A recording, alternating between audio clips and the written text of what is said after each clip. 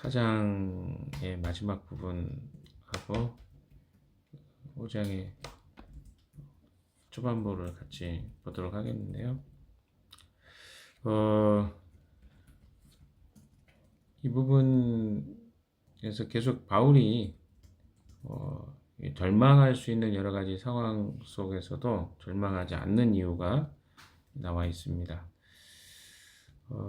이 바울의 낙심하지 않는 이유가 무엇인지 좀 살펴볼까요? 16절입니다. 시작. 그러므로 우리는 낙심하지 않습니다. 우리의 겉사람은 낡아가나 우리의 속사람은 날로 새로워집니다. 예, 바울은 겉사람과 속사람으로 나누어서 이야기를 하고 있죠. 우리 겉사람이 누구일까요? 나이가 들고 약해지고 질병과 고난, 박해로 인해서 허물어지는 우리 육체가 가지고 있는 세상적인 삶을 이야기하는 거겠죠. 내가 살아가고 있는 이 몸을 가지고 살아가는 이 삶, 그 질병과 고난을 겪을 수밖에 없고, 나이가 들면 약해지고, 또 질병과 또 고난이라고 하는 어려움을 느낄 수밖에 없고, 또 박해에 대한 어려움들을 겪는 우리 육체를 이야기합니다. 겉사람이죠. 그렇지만 바울은 우리 속사람은 그러면 어떤 사람일까요? 예수 그리스도를 믿기 때문에, 또 예수 그리스도를 믿는 믿음으로 거듭난 우리의 영혼과 또 우리의 내면의 영적인 삶, 영적인 생명을 이야기하겠죠. 우리 영혼, 우리 내면의 영적 생명을 이제 속사람이라고 바울은 이야기했습니다. 근데 속사람은 날로 새로워집니다. 그러니까 하나는 갈수록 병들어지고 낡아지고 또 어려움을 겪지만, 이 속사람, 우리의 영적 생명, 그리고 내면의 영혼의, 그렇죠, 영혼의 생명이 더욱더 새로워지고 또 날마다 더 강해지는 반대적인 어떤 느낌을 이야기합니다. 이제 겉사람과 속사람의 차이를 이야기하죠. 바울의 견딜 수 있었던 이유가 바로 여기에 나옵니다. 어려움과 고난을 이길 수 있었던 이유. 17절, 18절도 한번 읽어봅시다. 시작. 지금 우리가 겪는 일시적인 가벼운 고난은 비교할 수 없을 정도로 영원하고 크나큰 영광을 우리에게 이루어줍니다. 우리는 보이는 것을 바라는 것이 아니라 보이지 않는 것을 바라봅니다. 보이는 것은 잠깐이지만 보이지 않는 것은 영원하기 때문입니다. 바울은 자기가 겪고 있는 그 고난을 일시적인 가벼운이라고 이렇게 수식어를 달았죠. 일시적이고 가벼운. 대조법을 지금 이야기하고 있습니다. 그래서 지금 겪는 고난을 잠시 일시적이고 가벼운 것으로, 우리가 다른 말로 하면 경한이라고 하겠죠. 가벼울 경자에 그런 가벼운 것으로 이야기합니다. 근데 앞으로 받을 하나님의 축복을 어떻게 이야기합니까? 뒤에 보시면 비교할 수 없을 정도로 영원하고 크나큰 영광을 우리에게 이루어 줍니다. 그러니까 지금 겪는 것은 가볍고 일시적이라고 이야기하고요. 앞으로 받게 될 하나님의 영광, 축복을 지극히 크고 영원한 것으로 대조하고 있습니다. 이렇게 이야기하죠. 그래서 실제 내가 겪고 있는 이 삶의 문제는 잠깐이고, 그리고 아주 가볍다. 그러나 내가 받을 축복은 비교할 수 없을 만큼 영원하고 크다. 이렇게 이야기를 하고 있습니다. 이건 바로 믿음의 시선이겠죠. 세상 사람은 눈에 보이는 현실, 돈, 건강, 삶의 어떤 관계적인 문제, 이런 것에 집착합니다. 대부분의 사람이 여기에 집착하고 살죠. 내가 돈이 있으면 행복하고, 돈이 없으면 행복하지 않고, 건강이 있으면 행복하고, 건강이 없으면 행복하지 않고, 관계적으로 안정감을 누리면 행복하고, 누리지 못하면 불행하다고 생각하는 이런 것에 집착하고 살지만, 그리스도인은 눈에 보이지 않는 영원한 가치, 하나님의 나라라든가 우리가 소유하게 되는 구원이라든가 이런 것들을 바라보며 살아가야 한다는 것을 강조하고 있습니다. 18절에도 보면 우리는 보이는 것을 바라보는 것이 아니라 보이지 않는 것을 바라보면 이게 믿음의 시각이죠. 보이는 것은 잠깐이지만 보이지 않는 것은 영원하기 때문입니다. 바울의 시각이 우리에게 좀 필요한 것 같아요. 보이는 것에 우리는 너무 집착하고 집중하고 일희일비하죠. 이게 기쁘고 이게 슬프고 뭐 그게 인간의 삶이기 때문에 그걸 우리가 다 문제 있다고 말하기는 어렵지만 그러나 그리스도인들의 삶의 핵심적인 삶은 보이는 것에 집중하고 사는 것이 아니라 보이지 않는 것, 믿음의 눈으로 바라보고 살아가는 것, 또 하나님이 영적으로 우리에게 보여주시는 것을 바라보는 삶, 이게 그리스도인의 삶이라는 것을 바울은 이야기해 줍니다. 그래서 자기가 실제로 많은 고난이 있었죠. 그리고 실제로 지금 고린도 교회에서도 고난을 받고 있었습니다. 그렇지 않겠습니까? 인간적으로 억울하죠.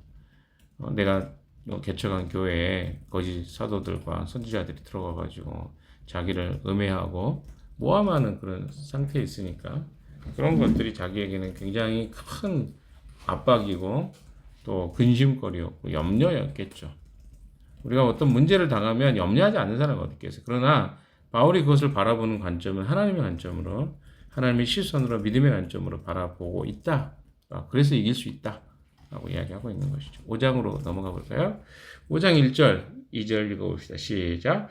땅에 있는 우리의 장막집이 무너지면 하나님께서 지으신 집, 곧 사람의 손으로 지은 것이 아니라 하늘에 있는 영원한 집이 우리에게 있는 줄 압니다. 우리는 하늘로부터 오는 우리의 집을 덧입기를 갈망하면서 이 장막집에서 탄식하고 있습니다. 자, 여기 보면 장막집은 무엇을 이야기할까요? 여러분 느낌으로 아시겠죠? 장막집이라는 것은 지금 현재 우리 가지고 있는 육체를 이야기합니다. 그래서 이것도 비유로 이야기하고 있는 거죠.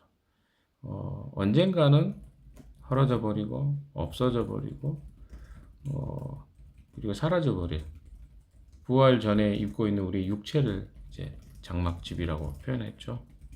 또 바울이 텐트 만드는 일을 했잖아요. 그래서 그런 것들이 좀 이런 비유를 쓰기에 좀 익숙했던 것 같아요. 왜냐하면 이 텐트가 시간이 지나면 조물 먹거나 낡아지고 사가지게 되잖아요. 그러니까 사라져 버릴 것이라는 것을 알고 있었던 것 같아요. 그러나 반대로 이야기해 보면 하나님께서 지으신 집, 곧 사람의 손으로 지은 것이 아니라 하늘에 있는 영원한 집이 우리에게 있는 줄 알게 됩니다. 이게 사라져 가면 갈수록 내게 저 영원한 하나님의 집이 있지, 거할 곳이 있지, 이런 거 알게 된다는 거죠. 바울의 진정성 있는 고백이죠. 내가 낡아지고 나이가 들고 병이 들고 오히려 고통받을수록 내게 진짜 집이 있다는 것을 알게 된다라는 걸 이야기하고 있습니다. 2절에도 우리는 하늘로부터는 우리 집을 덧입기를 갈망하면서 이 장막집에서 탄식하고 있습니다. 우리 육체의 질병이나 죽음으로 이 땅에 몸이 무너지더라도 낙심할 필요가 없는 이유는 하나님이 예비하신 완벽한 부활의 몸이 우리를 기다리고 있기 때문이다. 바울은 부활에 대한 진짜 실제성을 가지고 살았던 사람인 것 같습니다. 여기서 조금 더 살펴볼까요? 바울이 왜 장막과 건물을 비교하는 것을 선택했을까요? 그 문화적인 배경과 영적 의미가 같이 포함되어 있습니다. 첫 번째는 바울의 생업에서 나온 비유예요. 아까 이야기했던 건 텐트와 건물이라는 것은 실제 바울은 텐트 만드는 일을 했지 않았습니까? 매일 그런 어떻게 보면 가죽이나 염소 털 가죽을 꿰매 가지고 천막을 만드는 일을 매번 했습니다. 그래서 누구보다도 천막에 대한 속성을 잘 알고 있는 왜 자기 업이었기 때문에. 그래서 아까 이야기했던 것처럼 천막은 이동하기 위해서 임시로 치는 거처였죠. 목축업 하는 사람들에게 필요했겠죠. 그리고 잠시 특별히 이스라엘 백성들이 광야에서 텐트 치고 살았잖아요. 근데 그거는 거주할 곳이 없었기 때문에 그렇게 살았던 곳입니다. 근데 어떻습니까? 이 텐트에 살 때 바람이 불고 막 그러면 어때요? 흔들리고 비가 오면 굉장히 물이 새기도 하고 이런 온전하지 않는 집인 것을 알죠. 그러나 어떻습니까? 그 집이 이제 거처할 집이 되면 장소가 되면 그것으로부터 자유케 되는 것이죠. 그 바울이 이야기하는 비유는 자기 육신이 낡아지고 병드는 모습, 고난으로 인해서 어려워하는 모습, 이 모습을 바라볼수록 온전한 집을 소망하는 마음이 있었다라는 것을 이야기하고 있는 것이죠. 또한 성막에 대한 이중적 의미도 있는 것 같아요. 광야에서 있었던 성막에서 그 성막은 온전하지 않았죠. 그리고 어디로 갑니까? 나중에는 솔로몬의 성전으로 바뀌어가죠. 그리고 그리스도가 오시죠. 이런 것들을 한번 생각해 보면 온전하지 않았던 것에서 온전함으로 바뀌어가는 것들을 이 텐트의 비유를 통해서 바울은 하고 있는 것입니다. 그리고 장막집이 무너지면이라는 의미가 뭘까요? 그래서 무너진다는 표현은 텐트의 줄이 풀리고 기둥이 쓰러져서 완전히 해체되는 그런 모습을 연상시킵니다. 이것은 인간의 육체적인 죽음이나 또 심한 질병, 노화를 이야기하는 것입니다. 세상 사람들에게는 텐트가 찢어지고 무너지는 것은 모든 삶의 터전이 사라지는 절망이라고 할 수 있겠습니다. 하지만 바울은 완전히 다른 이야기를 하고 있죠.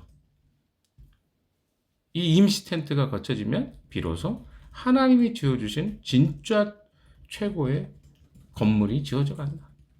부활로 우리 몸이 옮겨갈 수 있다는 걸 이야기합니다. 그래서 그리스도인에게 죽음은 소멸이 아니라 더 좋은 집으로의 이사가 되는 것이죠. 바울이 이런 관점에서 지금 이 천막에 대한 이야기를 하고 있다는 것을 여러분 좀 기억할 필요가 있을 것 같습니다. 마지막 3, 4절 읽어보도록 하겠습니다. 시작. 우리가 이 장막을 벗을지라도 벗은 몸이 되지 않을 것입니다. 우리는 장막에 살면서 무거운 짐에 눌려서 탄식하고 있습니다. 우리는 이 장막을 벗어버리기를 바라는 것이 아니라 그 위에 덧입기를 바랍니다.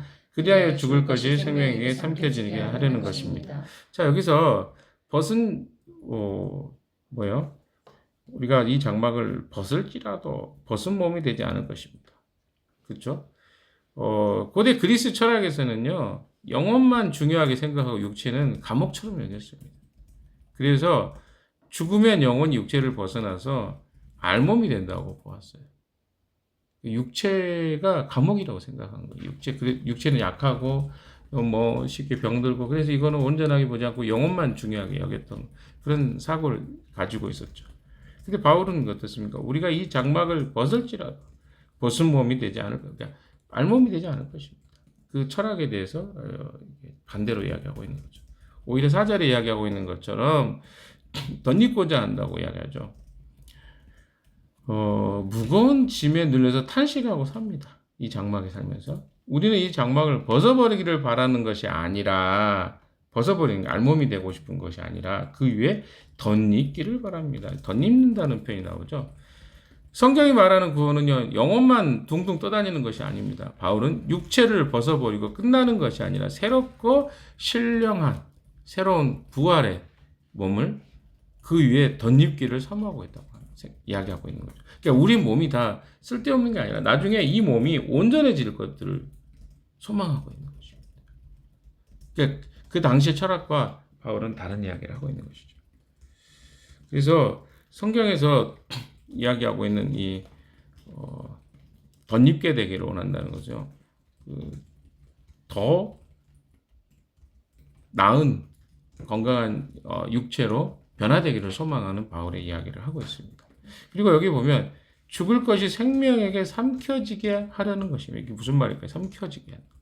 그러니까 죽을 수밖에 없는 우리의 약한 육체가 예수님의 부활 생명에 완전히 사로잡혀서 영원한 생명의 몸으로 변화되는 것은, 그러니까 그 죽을 몸이 생명의 몸으로 완전히 바뀌어지기를 바란다라는 말로 이 표현을 하고 있는 것이죠.